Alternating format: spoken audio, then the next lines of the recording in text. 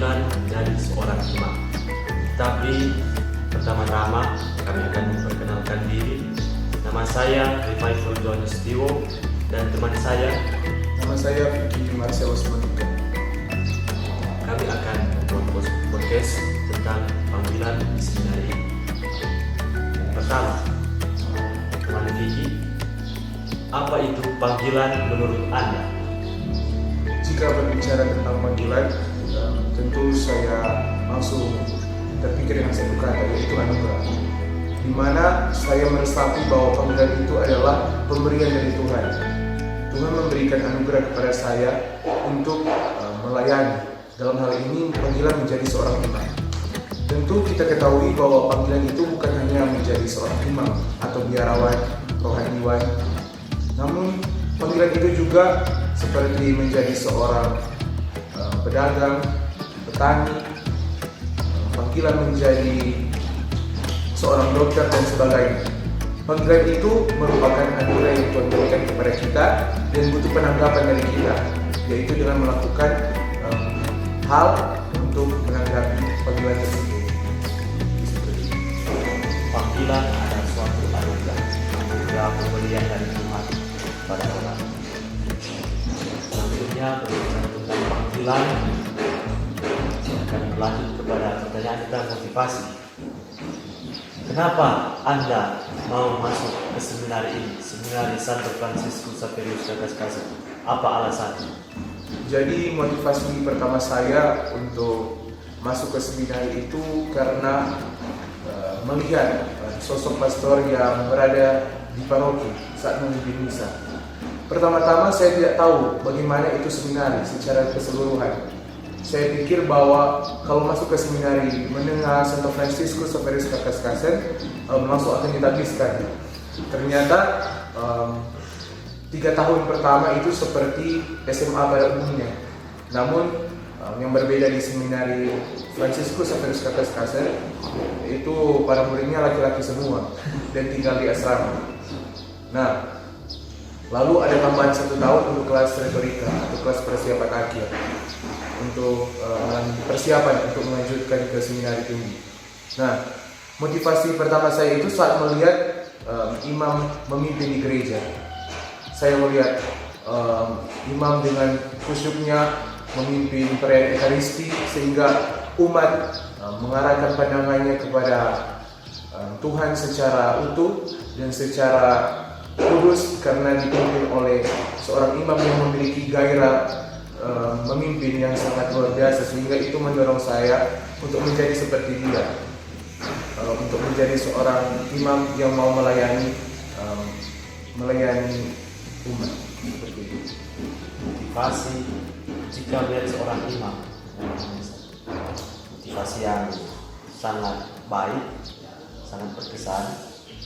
Kemudian setelah hampir 4 tahun menimba ilmu di seminari ini bersama teman-teman di bawah naungan para staf, apa yang menjadi suka dan duka menjalani panggilan, menjalani kehidupan di seminari ini? Apa yang disenangi, apa yang menjadi kesedihan dalam seminari?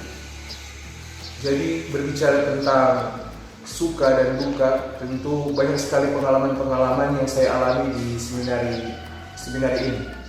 Pengalaman suka yang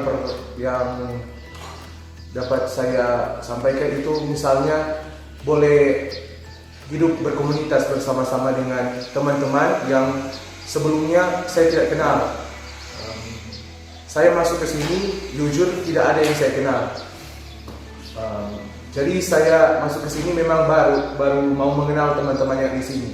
Saya melihat bahwa ternyata bukan hanya dari Manado saja yang hadir di tempat ini, juga dari berbagai keuskupan.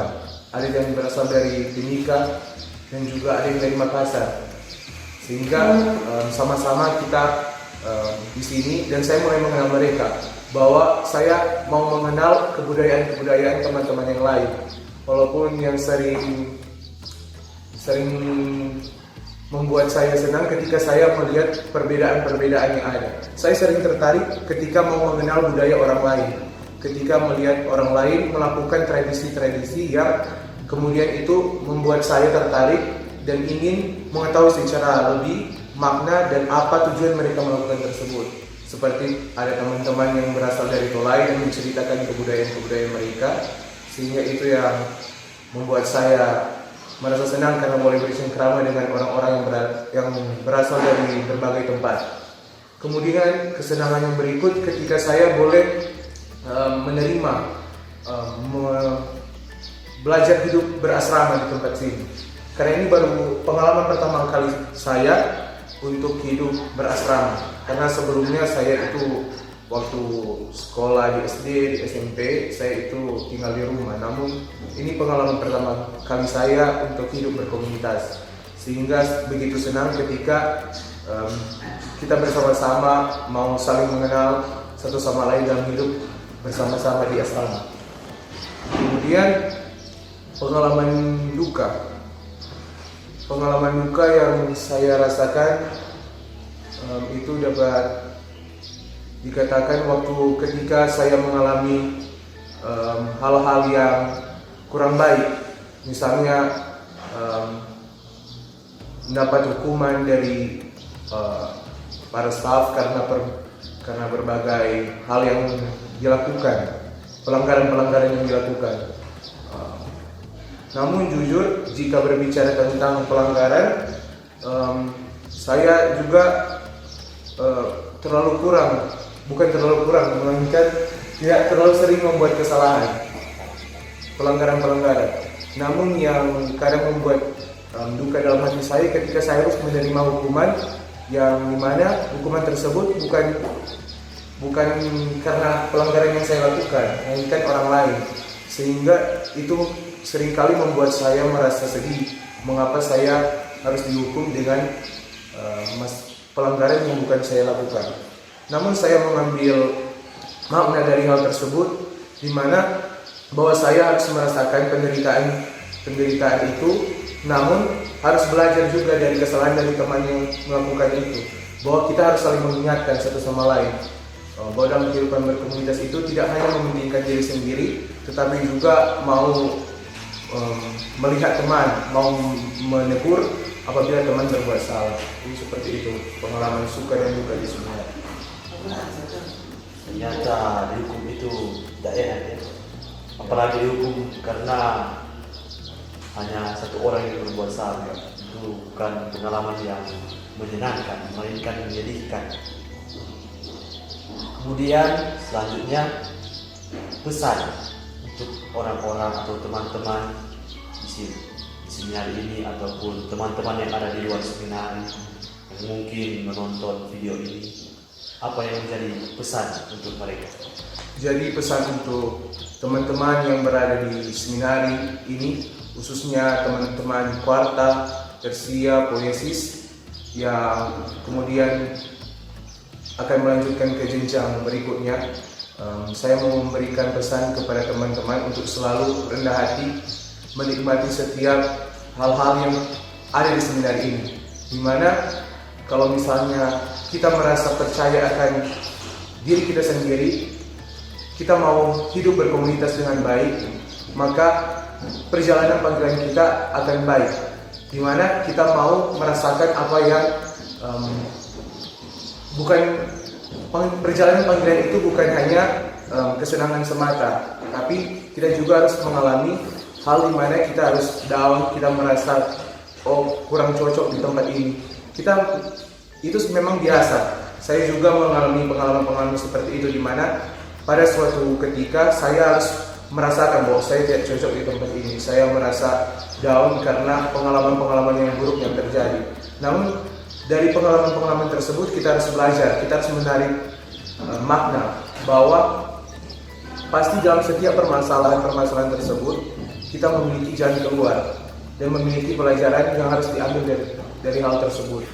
Jadi tetap kuat dalam panggilan kamu untuk menjadi seorang imam, dan jangan lupa untuk selalu mendekatkan diri kepada Tuhan.